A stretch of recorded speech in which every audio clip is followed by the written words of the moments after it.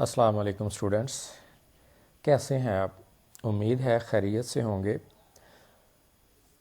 आज की इस वीडियो में हम एक एक्टिविटी करने जा रहे हैं। एक प्रोग्राम बनाएंगे जो स्क्रीन पर टेबल प्रिंट करवाएगा। स्क्रीन पर टेबल यानी पहाड़ा प्रिंट करवाने के लिए प्रोग्राम। अब जो मर्ज़ी टेबल प्रिंट करवा लें, ये आपकी मर्ज़ी है। आपने वो नंबर बताना है कि किस नंबर का टेबल प्रिंट करवाना है। तो आइए देखते हैं कि हमारी आउटपुट कैसी होगी।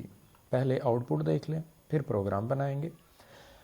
पहले हम 2 का टेबल प्रिंट करवाने के लिए प्रोग्राम बनाएंगे। 2 1s are 2, 2 2s are 4। इस तरह की हमारी आउटपुट नज़र आएगी। ये देख लें एक नज़र। 10 तक हम जाएंगे। 2 10s are 20। यहाँ तक टेबल प्रिंट करवाएंगे 2 का। फिर उसको बाद में हम चेंज करके 3 का भी कर सकते हैं। लॉजिक वही रहेगी, बस उसमें नंबर चेंज कर देंगे कि 2 की बजाय 3 का टेबल प्रिंट करवाना है या 4 का, 5 का, जो चाहें आप टेबल प्रिंट करवा सकते हैं। काम आपके प्रोग्राम ने करना है, आपने सिर्फ उसको बताना है कि कौन सा टेबल प्रिंट करवाना है।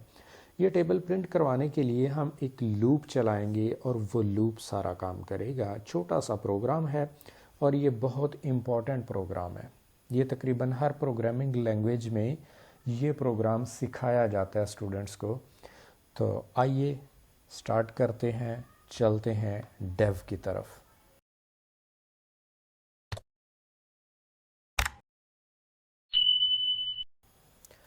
प्रोग्राम बनाने के लिए सबसे पहले हम हैश का सिंबल या नंबर साइन इस्तेमाल करेंगे।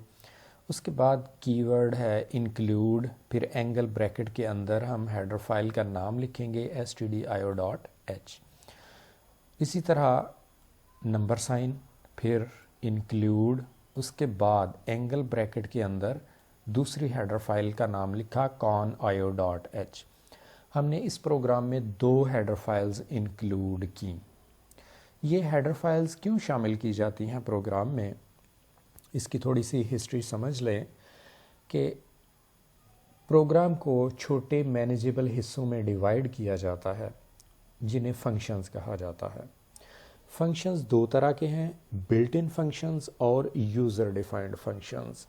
बिल्ट इन फंक्शंस वो फंक्शंस हैं जो हमें प्रोग्रामिंग लैंग्वेज की लाइब्रेरी में से बने बनाए हमें मिल जाते हैं। वो लैंग्वेज बनाने वालों ने वो फंक्शन डिफ़ाइन करके लाइब्रेरी में सेव किए होते हैं। हम उन फंक्शंस का नाम यूज़ करके उन्हें कॉल कर सकते हैं।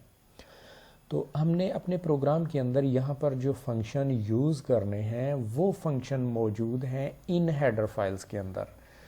जो फंक्शन हमने प्रोग्राम में यूज़ करना है उसकी हेडर फाइल को शुरू में इंक्लूड किया जाता है, इसलिए हमने ये 2 हेडर फाइल्स इंक्लूड की। पहली हेडर फाइल जो इंक्लूड की वो है stdio.h। इस हेडर फाइल के अंदर प्रिंट एफ फंक्शन मौजूद है जो हम अपने प्रोग्राम में यूज़ करेंगे।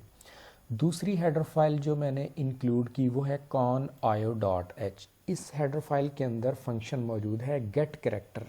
गेट कैरेक्टर मैंने यूज़ करना है इस प्रोग्राम में, इसलिए ये हेडर फाइल इंक्लूड की।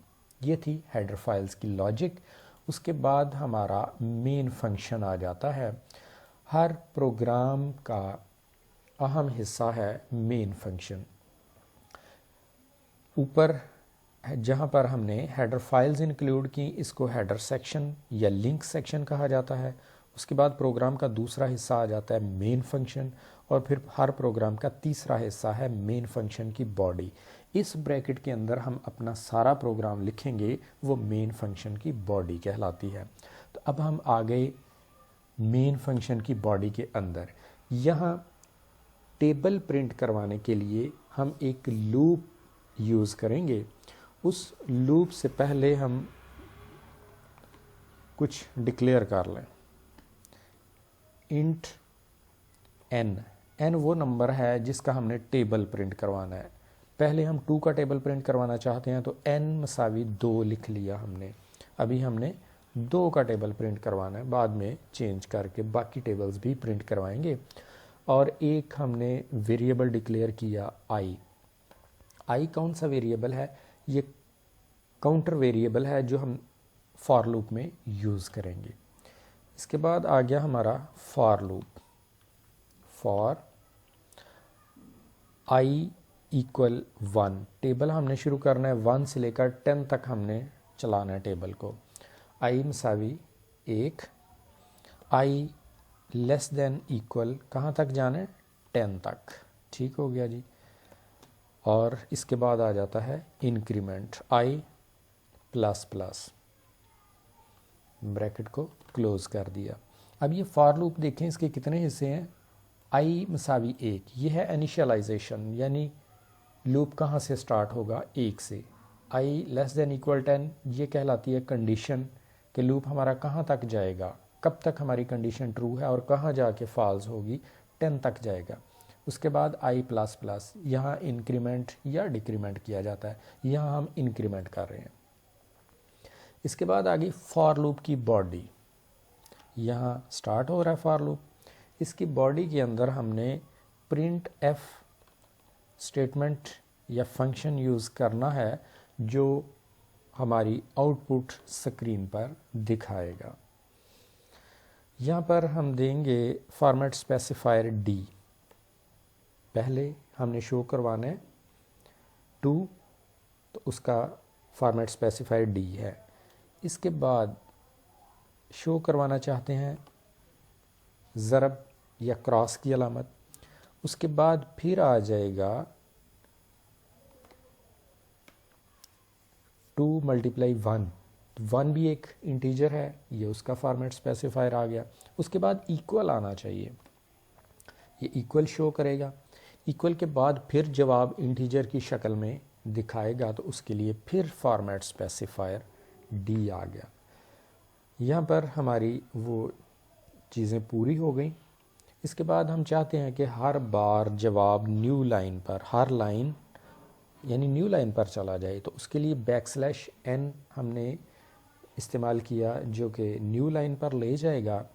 यहाँ तक ये हमारा काम मुकम्मल हुआ। इसके बाद कॉमा लगा के अब हम वेरिएबल्स दिखाएंगे कौन कौन से।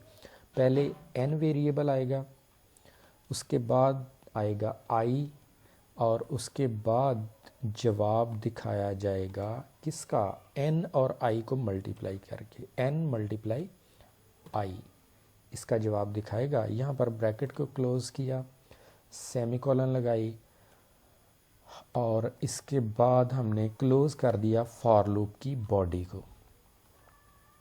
फॉर लूप की बॉडी क्लोज़ हो गई। इसके बाद हम एक फंक्शन यूज़ करेंगे, get character function. Get character function built in function है और ये मौजूद है हेडर फाइल conio.h में। conio.h हेडर फाइल मैंने इंक्लूड की थी क्योंकि उसमें ये गेट कैरेक्टर फंक्शन मौजूद है। ये मकसद था हेडर फाइल इंक्लूड करने का। ये हमारा प्रोग्राम कंप्लीट हो गया है। इसको मैं सेव करूँगा, पहले Ctrl+S किया, सेव हो गया। फिर उसके बाद मैंने इसको किया कंपाइल डन। उसके बाद रन किया प्रोग्राम को। अब स्क्रीन पर देख सकते हैं 2 मल्टीप्लाई 1 इक्वल 2, यानी 2 1s are 2, 2 2s are 4, 2 3s are 6, इसी तरह चलता जा रहा है। 2 10s are 20। ये हमारा 2 का टेबल प्रिंट हो गया, 1 से 10 तक चला। इसी प्रोग्राम को अगर आप चाहते हैं कि टेबल 2 की बजाय 3 का हो जाए तो इसके लिए कोई मुश्किल काम नहीं है। मेन फंक्शन की बॉडी के अंदर पहली लाइन पर जहां हमने डिक्लेयर किया था इंटीजर n इक्वल 2, इस 2 की जगह 3 कर दें तो 3 का टेबल आ जाएगा, 4 कर दें तो 4 का टेबल आ जाएगा, 5 कर दें 5 का, यानी यहाँ आप जो भी इंटीजर देंगे उसका टेबल प्रिंट हो जाएगा। अभी देखिए मैंने n इक्वल 3 किया है। इसको पहले सेव करूँगा। सेव करने के बाद इसको कंपाइल किया। कंपाइल करने के बाद ये मेन्यू से भी कर सकते हैं, कीबोर्ड से शॉर्टकट कीज़ भी यूज़ कर सकते हैं। इसकी शॉर्टकट की Ctrl F10 सामने दिखाई है, अगर वो यूज़ कर लें तो मेन्यू में नहीं आना पड़ता। रन किया। अब देख लें 3 1s are 3, 3 2s are 6, 3 3s are 9, चलता जा रहा है अप टू 3 10s are 30। ये 3 का टेबल आ गया हमारे पास। ठीक हो गया जी।